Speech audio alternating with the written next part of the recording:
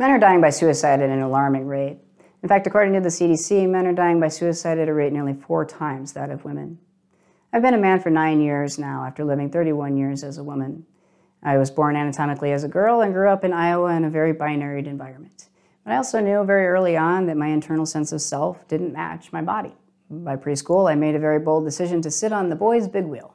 I was apparently in some sort of violation of a social norm because the teacher told me that I couldn't sit there, that I needed to sit on the pink big wheels because that's where the girls sit.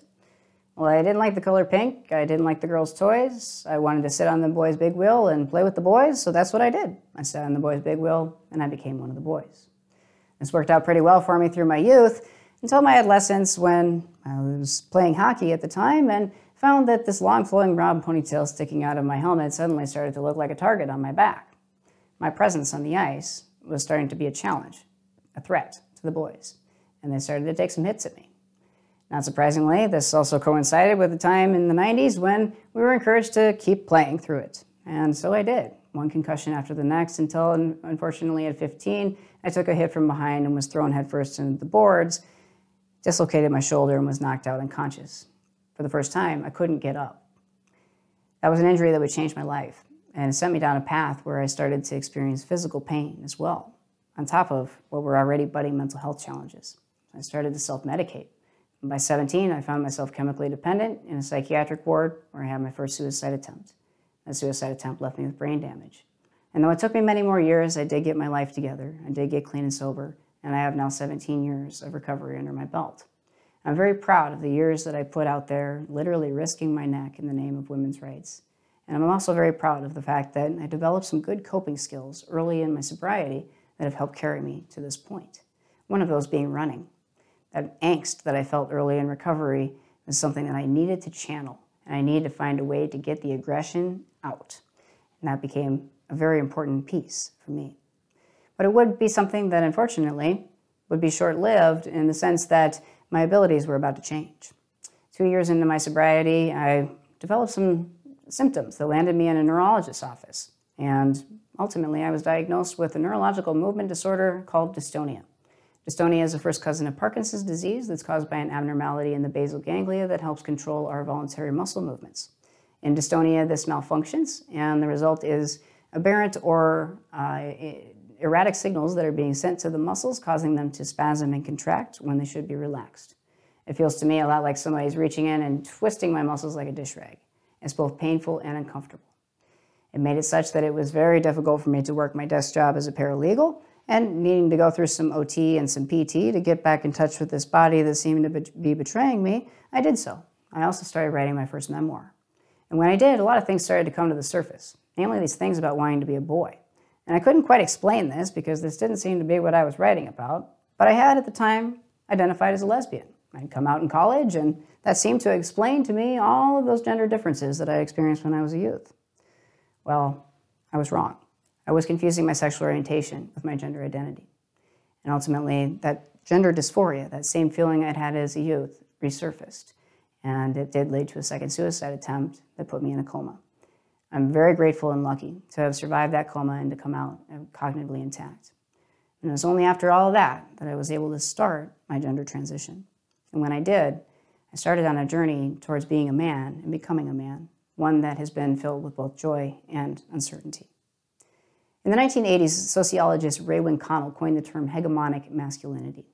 And this theory posits that while we have many models of masculinity, hegemonic masculinity has become the dominant model in the Western Hemisphere, primarily having evolved from cisgendered, able-bodied, white, heterosexual male lens. This has created a dynamic then where males such as myself and others, including males of color, are in a constant battle to try and meet the expectations of what has been set as the model of manhood. Now we know that the model of manhood on Wall Street is going to look very different than how masculinity or manhood is being expressed by a youngster in an urban setting. This is how masculinity can be expressed in various ways, and yet we also are starting to see some more broader generalizations in our rhetoric. We're seeing some generalizations that are taking it out so far that we're starting to label men and masculinity as bad. Well, as a New York Times article summed up in 2019, there remain many ways to be a girl, but one way to be a boy. In fact, the gender constraints that are on men are much tighter than they are for women. These are fed to us from an early age, where we're told how and who we should be, what is okay to say, what is okay to do, how a man should act. And these are messages that continue to be fed to us throughout our life course. As we age, of course, things start to change. So too do our abilities. I discovered this myself at 26.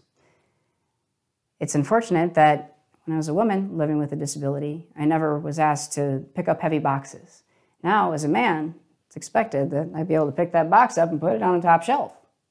And if I can't, then that becomes something that can be targeted as an element to say I'm less than another man. The through lines that we have in terms of the way that masculinity manifests are often through ability, gender, and sexuality. And these are often the areas where men seek to sustain their position of social status or to make others feel inferior. This is something that, unfortunately, creates a dynamic where we have a trickle-down effect, which ties into intergroup conflict theory, which tells us that when we have competing groups, namely men against men, it will start to get to a place where it starts getting taken out on the inferior males, men who are shorter, smaller, skinnier. Though I was petite as a woman, I'm now skinny. And these are different types of terms that have the goal of making the other less than. They also create the cycle of stigma for us. They perpetuate the labels, they perpetuate the division of us and them, which perpetuates further prejudice and further discrimination and further stigma. This stigma becomes something that then can hold men back from seeking help. The stigma of mental health in and of itself can be something that can hold men back from seeking help for suicidal ideation. In fact, the National Institute of Mental Health reports that men are much more likely to see a general practitioner than a mental health practitioner in the month before their suicide. This is a telling statement. And I can attest to the fact that it is very difficult to ask for help as a man. And this does tie into how the cycle of violence gets churned. Michael Kaufman noted that in the 7 Ps of violence, that men will internalize a lot of their emotions. And a lot of these emotions ultimately get channeled through anger. This becomes problematic when we start to think about the American Psychological Association's 2019 report on how to work with men and boys. In this particular report, we've described masculinity as fundamentally bad. The 2019 opinion column from a therapist challenged this, titled, "Masculinity is not a sickness." And I agree that it is not a sickness. Perhaps what we're overlooking in the American Psychological Association's approach is biology, hormones. And I can attest, as a person living with bipolar, living with a brain injury, and on testosterone, that how I process anger and how I process emotion is very different now than it was when I was a woman. And the ways that I need to work with that anger has become very different as well.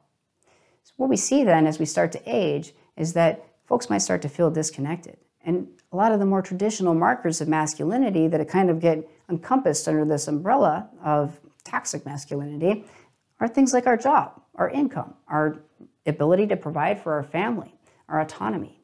And through disability, just as an example, and as we age, these start to become compromised. When we turn to the dialogue around suicide, this is a dialogue that has encouraged silence. It is something that, as a person who is a survivor of an attempt, I've been encouraged not to disclose the method or the means that I used in my attempt. That's very difficult to explain how I ended up with brain damage if I'm not able to explain how I went about engaging in my suicide attempt. And I think for a lot of men, this is also starting to impair their ability to speak openly about this. If there's one thing that I've learned as a man, it's that men do like tools. They like to do. My brain works very differently now as a man. Though I'm not any better at fixing or building things, it wants to. And it wants to talk more about what it might do with things. So if you think about a reclusive farmer who's always provided for his family, kept to himself, may not have those social outlets to be able to express himself. He expresses anger, he might be told that he's being too angry. Expresses that he's feeling depressed, he might be told that he's not being a man enough. These are the things that may lead that farmer to go into his barn and use his own rope that he's already had to end his own life. Similarly, we might see that in an officer. In the 40s, we do see a rise in suicide among men. Also a time frame where the body starts to change, and those physical limitations might start to catch up with someone to a point where they're questioning, can I provide for my family? That service weapon is right there, and that's one that can easily be turned on self. These are the kinds of dialogues that we need to have in order to get men to start talking about some of the dynamics of what they're feeling. Right now, I think men are feeling left behind. And as we move farther forward with advancing in diversity issues, we risk potentially alienating some of these men further. It's important that we reach out. It's important that we reach folks before the isolation occurs. We can do this by not walking a wide path around them when we see these expressions of emotion. We can do this by not punishing, by not labeling men, by allowing men to express emotion authentically in a way that will allow them to find some catharsis. Interestingly enough, I read an article with an interview of Trent Reznor, who's the singer from Nine Inch Nails. I grew up on Nine Inch Nails, listened to them as a teenage girl, and that was a wonderful outlet for my anger. Now, as an adult male, I still find it to be a wonderful outlet for my anger to be able to listen to that music. And it was comforting for me to read that for Trent Reznor, writing that music, putting it out there, is a way for him to deal with his anger. And maybe it is, just an idea, but maybe it is, that men do need to talk a little more graphically about some of this stuff, about what they might do, what they're thinking about, what is making them angry, and in a very tangible way, potentially in a way that will use bad words. But maybe this is what men need. We also want to make sure that we're able to hear their stories. As the Surgeon General's suicide prevention strategy has noted, it is crucial that we hear the stories of these individuals because this does promote compassion, respect, and camaraderie in a way. Likewise, if we are to think about some of the challenges that these men are facing right now, one of the biggest challenges I believe men are feeling is a loss of social status, or the fear of a loss of social status. Ari Kuglansky and his crew, in the articles The Three Pillars of Radicalization, noted that the very fear of the loss of status can, in and of itself, even for marginalized groups, lead to radicalization. This is a key piece. We need to be able to reach these men who might be on the brink of getting into a toxic masculine sort of scenario, or maybe on the brink of falling into more radicalized beliefs, then may fall into a deeper, darker corner of the internet. We can reach these men by offering them that same compassion, offering them a forum to speak, offering them a place to be heard and be connected with other men. Where do we find those? Well, that's a tricky question. If you look at things like sports, sports are often held up as the prime arena where we see toxic masculinity on display. Certainly we have the competitiveness there, there's aggression, there's all sorts of ways that this can become toxic. It's also a place where we learn discipline, teamwork, we make friends, we find folks with similar interests. We also have a coach, and we learn how to guide our own selves and to create external discipline, not only taking direction, but finding our internal discipline to keep ourselves trained, for example. These are elements of being in a team and being in a sporting environment that are very, very healthy. And so too, just as running helps me get that aggression out, even with my dystonia, it can help men too, in the sense of being able to engage in their sport of choice and being able to get that angst and that anger out in a way that doesn't get internalized. As Kaufman notes, it's that internalization and that building up of that internalized anger that ultimately gets held in. And if it gets held in, it ultimately gets taken out on self or on others. If it's taken out on others, that often ends up falling onto individuals in marginalized statuses, as well as on women and in children. We can help stop this cycle. But we must change the narrative around suicide and around masculinity.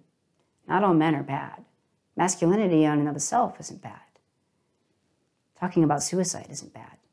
We want to encourage the openness and not equate being open with being weak or being too aggressive. We want to allow compassion and for folks to be able to be heard in a way that will allow them to promote healing. And this means being able to vent in a way that will be free from judgment. So do a bold thing. Reach out to a man in your life, one who might be struggling, one who might be a bit isolated. Talk with them about the cycle of violence. Talk to them about what's on their mind. See what you might get. You might get pushed away, but if I learned anything in my career working with dementia, it's that I needed to continue going back to these individuals every day. I And even if they said no every time, there's going to be a day when I was going to be able to reach them and have that conversation and be able to establish some rapport, to open a dialogue to healing. And it's crucial that we do that in order to break the cycle of violence. It's not men we want to change. It's our narratives. We can do this. Reach out. You might not only reach a human, but you might also save a life.